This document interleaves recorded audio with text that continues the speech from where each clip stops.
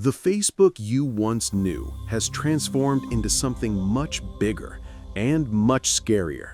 To reflect who we are and what we hope to build, I am proud to announce that starting today, our company is now Meta.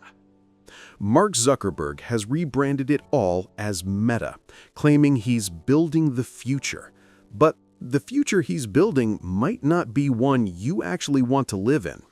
The truth is, this is the same company with a long history of serious privacy violations. In fact, they were caught selling user data and have faced countless scandals and lawsuits, costing the company over $5 billion in fines. Now, imagine that same company owning the very world you work in, play in, shop in, even shaping your sense of reality. Yeah, that's the level we're talking about. And the wild part, billions of dollars are already being poured into this. Governments are scrambling to catch up, and most people have no idea what's really happening behind the scenes. So in this video, we're pulling back the curtain, breaking down the dark future Meta is quietly building right now. All right, let's take a quick step back, because to see where Meta is headed, we first need to understand where Facebook began. Back in 2004, Mark Zuckerberg launched Facebook out of his Harvard dorm room. At first, it was simple, just a way for college kids to connect, share photos, and maybe, let's be honest, show off a little. But in less than a decade, it exploded. By 2012, Facebook had over 1 billion monthly active users. And suddenly, it wasn't just a social app. It was a global communication network.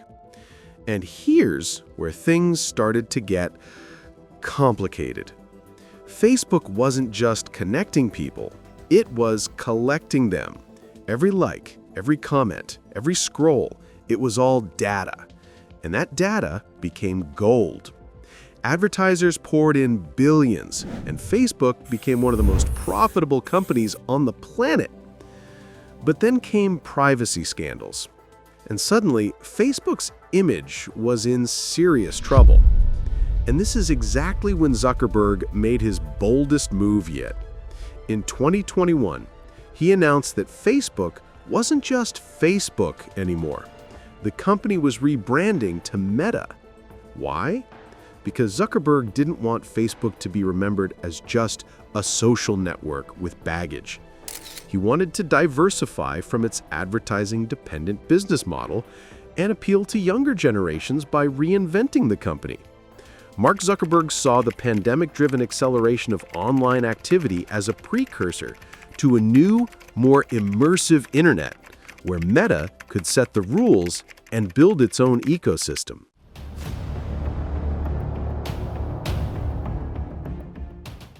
Today, we're going to talk about the metaverse. Into the metaverse. The metaverse. So, what exactly is this metaverse that Zuckerberg can't stop talking about? On paper, Meta describes it as the next evolution of the internet. Instead of just browsing through a screen, you live inside the internet. Imagine putting on a headset and instantly stepping into a 3D world where you can work, play, shop, hang out with friends, or even attend a concert, all without leaving your house. Sounds futuristic, right? But the sad truth is that Meta isn't just building a game or a social app. They want the metaverse to become the digital backbone of your everyday life. Think about it. Facebook already owns your social connections and data. Instagram already owns your attention. WhatsApp already owns your private conversations. Now with the metaverse, they want to own the space where all of those interactions happen. Take Horizon Worlds, for example. That's Meta's virtual universe where you can create an avatar, wander around digital spaces, talk to strangers, even build your own little corner of the world. Then there's Horizon Workrooms. Basically Zoom meetings, but instead of a camera, you're sitting in a virtual boardroom looking at cartoon versions of your coworkers. And Meta isn't shy about where this is headed.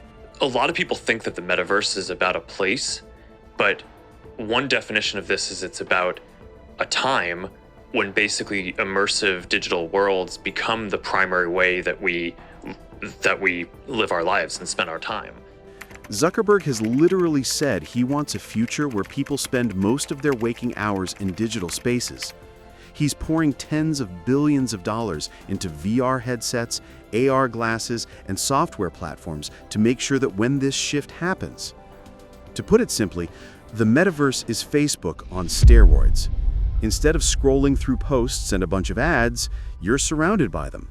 Instead of liking a photo, you might be buying a digital shirt for your avatar. And instead of logging out, well, maybe you won't. This is the vision Zuckerberg is selling. A future where the real world and the digital world are so tightly connected that you can't really separate them anymore.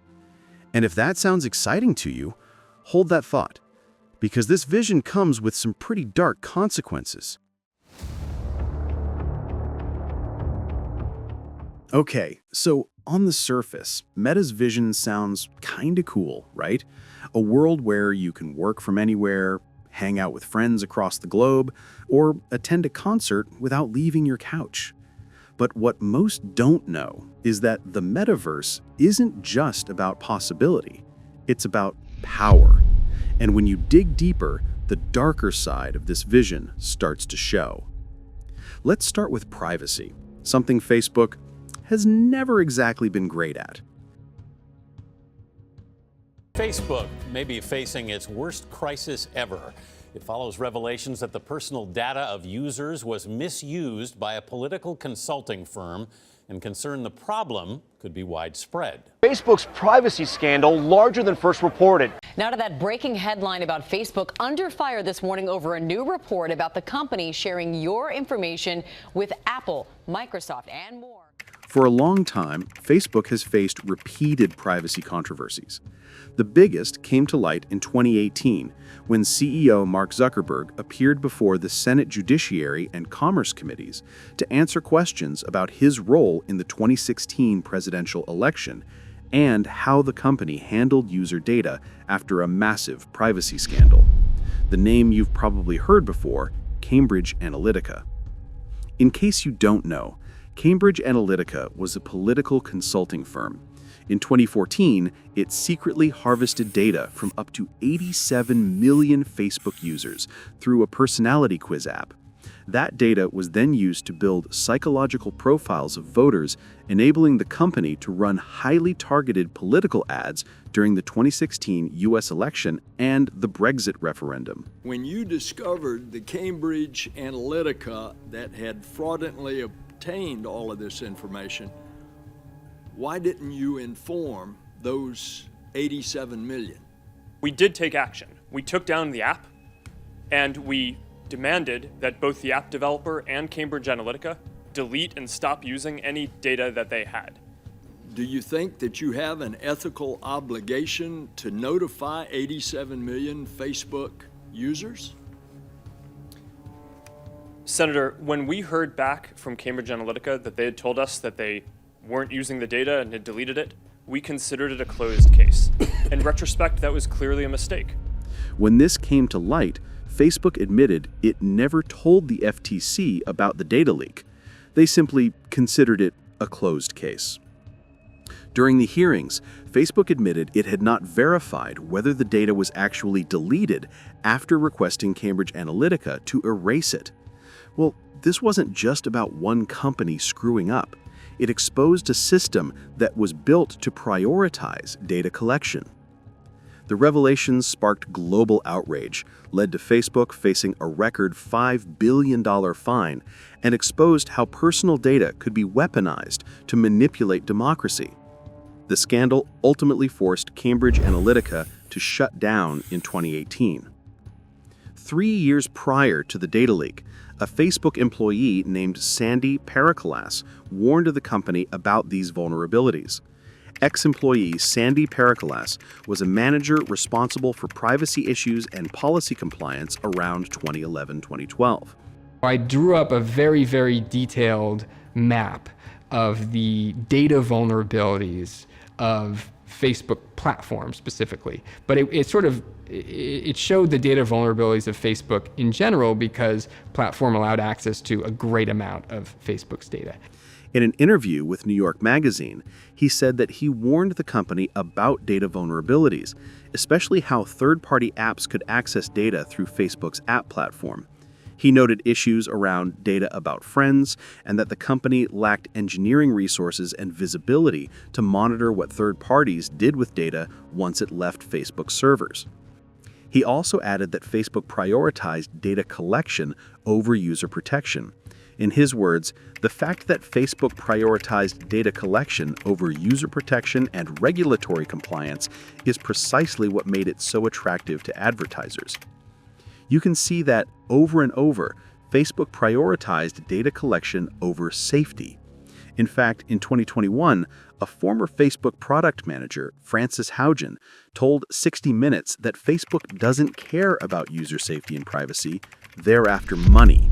The thing I saw at Facebook over and over again was there were conflicts of interest between what was good for the public and what was good for Facebook. And Facebook over and over again chose to optimize for its own interests, like making more money. That same year, Frances Haugen testified to the Senate Commerce Subcommittee on Consumer Protection. In the testimony, she has repeatedly said the company knows how to make the platform safer, but won't make necessary changes because of financial incentives. The company's leadership knows how to make Facebook and Instagram safer, but won't make the necessary changes because they have put their astronomical profits before people. You can see the issue. For years, Facebook has had issues regarding privacy, and these are just a few instances. Right now, Facebook already tracks your likes, your location, and your browsing habits, and ends up not protecting your data. In the metaverse, it's a whole different level, and it would be messier. These VR headsets don't just know what you click, they know where you're looking, how long your eyes linger, the way your hands move, even subtle changes in your heartbeat or breathing. That's biometric data so personal, it can reveal your mood, your stress level, even when you're lying. In fact, researchers at Stanford have shown that less than 5 minutes of VR tracking data is enough to uniquely identify someone. Less than 5 minutes. That's scarier than any password leak. But the controversy doesn't stop at privacy. A new whistleblower has stepped forward accusing Meta of putting profits before the safety of children. Kelly Stonelake, a former Meta employee, claims Meta knowingly allowed kids under 13 to sneak into its virtual world, Horizon's Worlds, by simply using adult accounts. Imagine that, a digital playground meant for adults, but filled with children who were left exposed to risks that Meta allegedly chose to ignore. In fact, a nonprofit called Fair Play ran its own 9-month investigation, and the results were shocking. Out of 512 users they observed, more than 170 were clearly underage. That's 1 in 3. That's not just a loophole, that's a floodgate. Now, here's the troubling part. Stonelake says Meta's leadership knew about the problem, but treated safety as a liability, something to minimize, while growth and engagement were pushed as the real priorities. In her words, there was even pressure not to document discussions about kids on the platform because those notes could become evidence in future lawsuits. And she's not alone. According to The Guardian, at least 6 other current and former Meta employees have stepped forward accusing the company of hiding research that revealed serious harms to children in VR. One insider put it bluntly, Meta is choosing growth over safety, and kids are the collateral damage. The Washington Post even uncovered a case where a Meta researcher interviewed a German family about their child's experience in Horizon's Worlds. The child revealed that his younger sibling had been propositioned by strangers. But instead of addressing the issue, legal staff inside Meta allegedly ordered the recordings and notes of that interview deleted. Meta, of course, denies this picture. In a statement to The Guardian, a spokesperson insisted that the company has approved nearly 180 studies on youth safety and continues to invest in parental controls, age checks, and reporting systems. They say, we don't tolerate under 13 use of our VR products and remove accounts if we detect them. But critics argue that those measures are far from enough. Wired described Horizon's worlds as having been taken over by children, with virtual rooms dominated by underage users, harassment, and bullying, while moderators struggled to keep up. So on one side, we have whistleblowers and investigators painting a picture of systemic neglect, research buried, safety concerns erased, and profit prioritized. On the other, Meta insists they're making progress, pointing to tools and studies as evidence of responsibility. The truth may lie somewhere in between. But one thing is undeniable. When even Meta's own employees are warning that kids are at risk in their virtual worlds, the stakes couldn't be higher. And then comes the issue of control. Facebook already acts like a gatekeeper of the information shared on social media. They decide what news trends, what gets censored, and who gets banned. Now, picture that power on steroids. In the metaverse, Meta wouldn't just control your feed, they'd control the entire environment you live in. The shops you enter, the currency you use, the rules you follow, all dictated by a private company. It's like building a new world where Mark Zuckerberg is the landlord, the banker, and the lawmaker all at once. If this feels extreme, think back to past scandals. Cambridge Analytica proved that Facebook's data could manipulate elections. Imagine that same influence, but this time with access to your emotions, your body language, even your unconscious reactions. This isn't just targeted advertising anymore. It's targeted psychology, operating in real time. So while the metaverse might be sold as a place for fun and connection, underneath the glossy trailers is a system designed for total surveillance, deeper addiction, and absolute control. And the most alarming part? It's not 20 years away. Meta is already testing this future right now. While the dark side of the metaverse shows what's at stake for society, the numbers reveal what's at stake for the very companies building it. Because if Meta is truly constructing the future, the blueprints are already visible, and honestly, they don't look pretty. First, Horizon Worlds, Meta's flagship social VR platform. The dream was simple. Millions of people creating, exploring, and hanging out in shared virtual spaces. The reality? Internal documents leaked to reporters reveal that Horizon Worlds has struggled to keep users. At one point, its monthly active users fell below 200,000, and most never return after their first month. Entire virtual cities now sit abandoned, while Meta continues to pour billions into keeping the dream alive. Then there's Reality Labs, the division driving Meta's hardware and metaverse bets. This isn't pocket change. We're talking tens of billions of dollars burned on headsets, software, and infrastructure. Year after year, Reality Labs posts multi-billion-dollar operating losses. And yet, Meta keeps doubling down. That tells you two things. They see this as existential, and they're willing to subsidize adoption for as long as it takes. So when you see the glossy trailers, the sleek headsets, the promises of a new digital frontier, remember what's happening behind the curtain. Empty worlds held up by enormous spending. All right, let's zoom out for a second. Because here's the reality. The metaverse isn't just a meta project. It's part of something way bigger. For years, tech companies have been in an arms race for your attention and your data. Google owns search, Apple owns your devices, Amazon owns shopping, and Facebook? They built their empire on social connections. But here's the problem. People are spending less time on Facebook, regulators are circling, and younger generations just don't care about scrolling through a news feed anymore. So what do you do if you're Zuckerberg? You don't just play the game, you try to reinvent the board. That's what the metaverse is, a whole new playing field where Meta doesn't just compete, they set the rules. But there's another layer to this too. Governments around the world are waking up to how critical digital infrastructure is. Think about it. Whoever controls the platforms where people work, shop, and socialize has massive influence over the economy and even politics. It's no accident that countries like China are pushing hard into AI and digital ecosystems. The metaverse is Meta's shot at being the global operating system for human life. And here's where it gets really interesting.